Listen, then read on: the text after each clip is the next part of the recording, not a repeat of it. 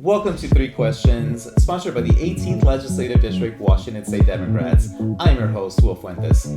Folks, this week I'm handing the reins over to Ladonna Kirkpatrick, Chair of the 18th Legislative District, Democrats. Her guest today is Shasti Conrad, who happens to be the Washington State Democratic Party Chair. Shasti, thank you so much for being here today and recording with us. How are you doing today? I'm so happy to be here. It's really great to be down here in Clark County. It's great to see you. Awesome. And have you viewed our show yet? I have. I think it's fantastic that you're doing this. It's like we all heard that we needed to be out communicating and doing more of these podcasts and things like that, and I'm so proud of you all for doing it. Oh, thank you. So you are a national and state party leader, and you do organizing for our party. What exactly do your roles entail as being the chair and the DNC vice chair? Yes. So, I always like to start at home. I'm really proud to be our state party chair for the Washington State Democrats. And really, my job is to make sure that we are electing Democrats across the entire state and up and down the ballot. I help to lead the work on making sure that we're organizing and that we're recruiting candidates and that we have the coverage that we need to work with our local parties to make sure that we are, building a strong Democratic Party that elects Democratic leaders. And then last year, I ran for a vice chair of the Democratic National Committee, in large part because I wanted to bring Washington to the national party. We were the only state that went a little more blue in 2024, and I felt like the national party really needed to sort of learn from us of how you win these elections. And so my job there is to help set strategy and help be a spokesperson for the party and work with other states around the country to sort of do the organizing work like we're doing here in Washington. So you were really busy then? Yeah, it's a couple hats I wear, so yeah. Yes. Well, thank you for all the work you do. Thank you. Question number 1. In Clark County, we have seen some longtime Democrats shift to identifying as independents, in part due to concerns that recent presidential primaries, particularly those involving Bernie Sanders, Hillary Clinton, and Kamala Harris, were not conducted fairly. Can you clarify the actual role of the Democratic National Committee, otherwise known as the DNC, during a presidential primary, and how it ensures a fair and transparent process for both the candidates and the voters? Yes. Great question and an important one. Let me first start by saying that I actually worked on the Bernie Sanders campaigns in 2016 and 2020. So I understand the frustration, I understand the concerns, but I'm really proud that this version of the DNC, led by our new chair, Ken Martin, who was just elected last year, has really put a really strong case around neutrality and making sure that there is no sort of thumbs on scales in the presidential primary process. Now, the DNC's job that's sort of written into our charter as to what we do is to run that presidential primary process. So when you hear people talk about like early states and figuring out the calendar for when states run their primary process and whatnot, that's what the DNC is setting. And then each state has their own way in which they run their individual primary to set the delegates that will then go to represent the voters at the convention. And so here in Washington State, for instance, our primary is typically in March. And we have an open presidential primary process where there is no party registration in Washington State. So all voters get the option to be able to choose whether they vote on a Republican primary ballot or a Democratic primary ballot. And it is one person, one vote, and the DNC is not there to sort of set who gets more support or whatnot. And I expect 2028 that we will have a very hearty presidential primary process with lots of candidates running, and we'll see sort of how that plays out. One thing I do want to push back on is the idea that the 2024 primary process was done unfairly. I think we have to remind people, and I think Vice President Kamala Harris did a great job in the title of her book, that when that switch happened between our presidential incumbent and President Biden, to then the switch over to needing to have somebody else run, there was 107 days. And we needed to move quickly.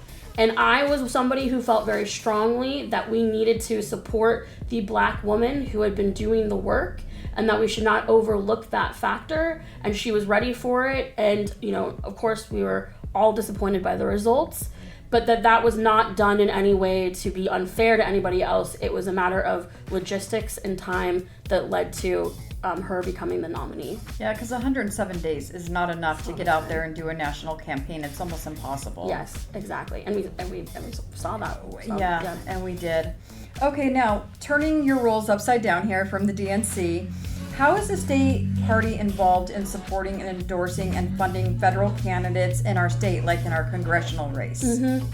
So the state party's main role is, the way I view it, is it's the organizing work. Mm-hmm. So we don't actually fund federal candidates. What we do is we build out the coordinated campaign in an even year that is doing the organizing work and hiring organizers to make sure that we are turning out Democratic voters.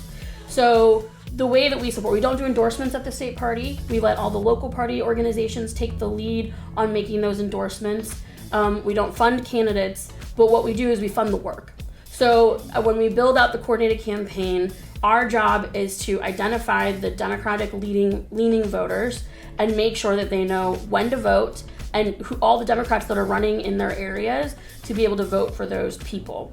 And then any candidate can run. Filing week, is very soon. Anybody can file to run. We have not said that people, we're not telling other candidates that they can't run.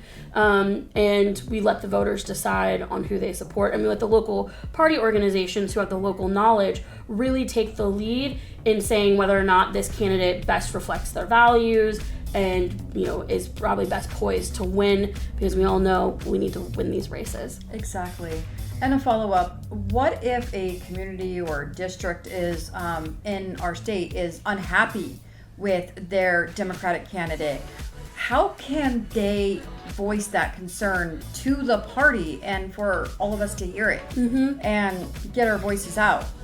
I think a couple of ways. I think certainly going through, the endorsement processes, most local party organizations have endorsement committees that put together the endorsement questionnaires. So they put sometimes very pointed questions on those questionnaires. They review what those answers are, and then most ask their candidates to go through interview processes where they can provide feedback and then, make those endorsement decisions, and sort of that is I think an accountability measure to be able to let the electeds know how they feel like they're doing. And then, we have a state committee that is comprised of representatives from every single local party organization in the state. And those state committee members can bring up that information to the state party to be able to share with us how they're feeling about the candidates and the electeds and the work that's happening. And that's sort of, I think, the best way, because we want to make sure we're hearing from on the ground. Awesome. Thank you, Shasti. Okay, question number 2. There's a growing perception that Democrats lack clear, forward-thinking agenda for 2026 and 2028.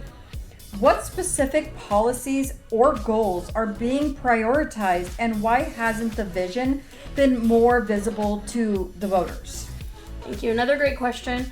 I would start by saying that, the number one piece of research that came out after 2024 that has really guided so much of my thinking around elections, but also what we do when we win, is right after 2024, there was Navigator research that said that, the vast majority of Americans know that, Republicans, they consider them to be unethical, or that, they're kind of, see them as the bad guys.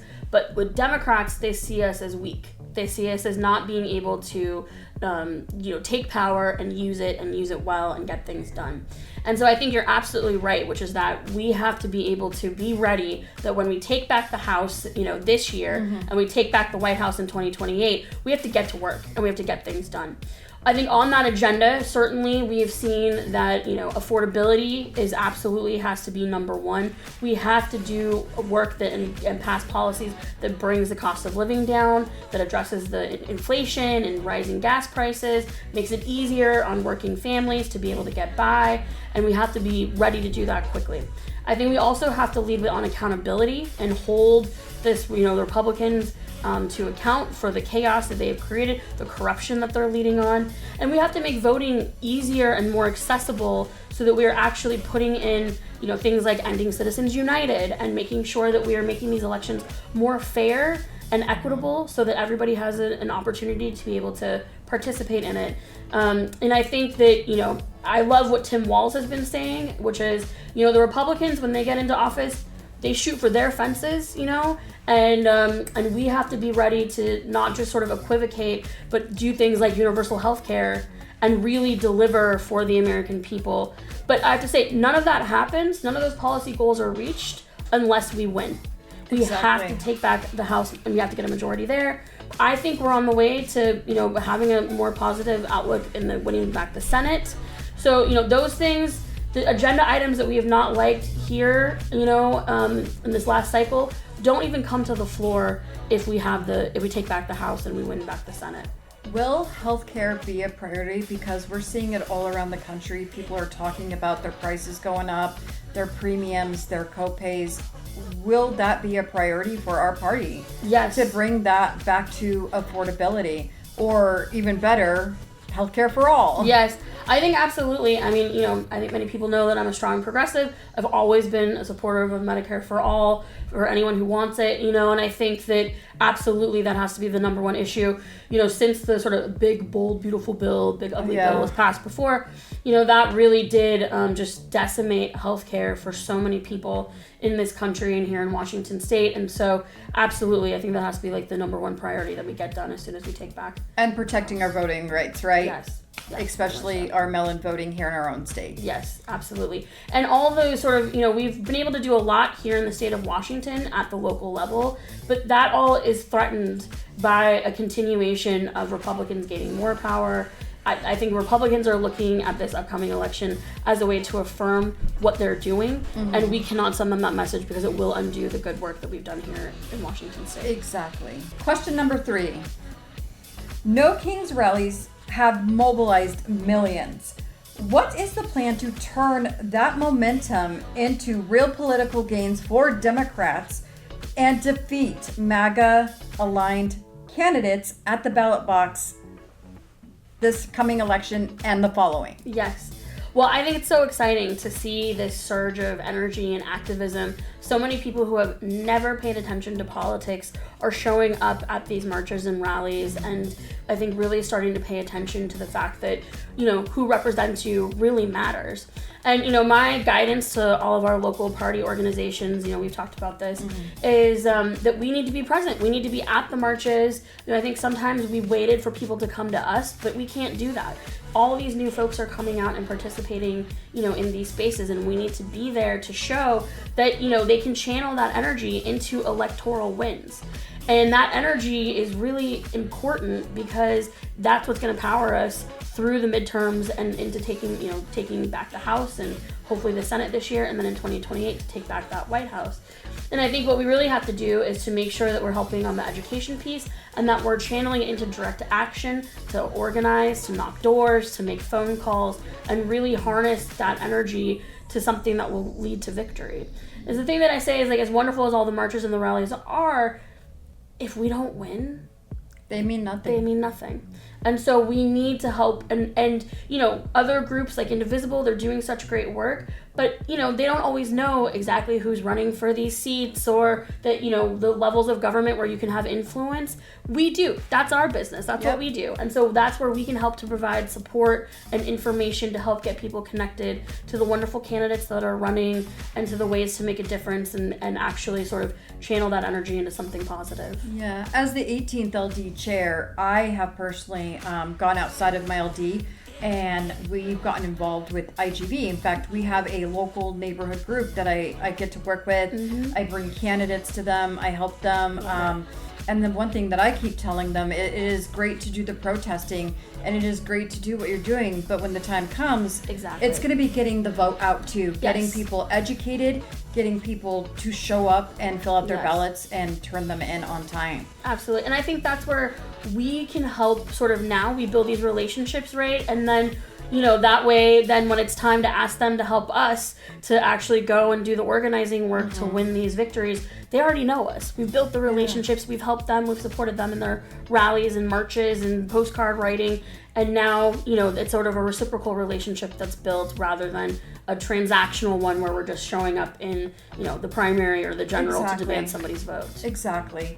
I've got some of these local groups going to our charter review meetings because that's a debacle right now. Yes. And I have them going to Clark County Council meetings and wherever we can get people at the library meetings. And, it's really great because not only are they helping, but they're also letting me know what is going on because I can't be everywhere at once. Yes. I mean, I have a big job here. Yeah. And it has been a great partnership to inform and get people aware of the issues and what is happening. So that'd be good to see more out of our party leaders. Absolutely. Throughout the state. This is an everybody in, nobody out moment. No, and it's not. You have to get in where you fit in. And so, if people are really excited and they want to make a really great sign that's really funny or whatever it is, right? That's great. And then we can help them be connected into the actual organizing work. And, everybody has a way to contribute. And I think all these different groups help us to find those inroads to help make those connections so that people can find a way to contribute and participate, which is what we need. Exactly. The smallest thing, your smallest skill can be a contribution and can help. But we're going to need door knockers. We're going to need people putting stuff on social media and fighting back and educating. We're going to need people on all fronts to win these elections across the board, here locally and nationally. Absolutely. And I think our big part too is the education piece, because I've gone to these rallies myself too, and so many people don't even know that who their state legislators are, that there is a state legislature. Or there's an LD. And there's an election happening now. I know. Today's a special election in parts around the state, and many people have no idea that there are elections happening all year, every year. Or how to register to vote. I don't know how many times there were people who are like, well, how do you register to vote? And I'm like, easy, here's the QR code. Yes, and that's how we help too. So. Exactly. Well, thank you, Shasti. It was great having you here with us. I hope to have you back another time. Absolutely. Keep up the good work. We're so proud of everything that's happening down here in Clark County and in CD3, and we appreciate everyone's hard work and especially your leadership, Ladonna. Thank you. Thank you. And that is our show for today. Don't forget to like, comment, and subscribe, and hit the notification bell. We'll see you next time.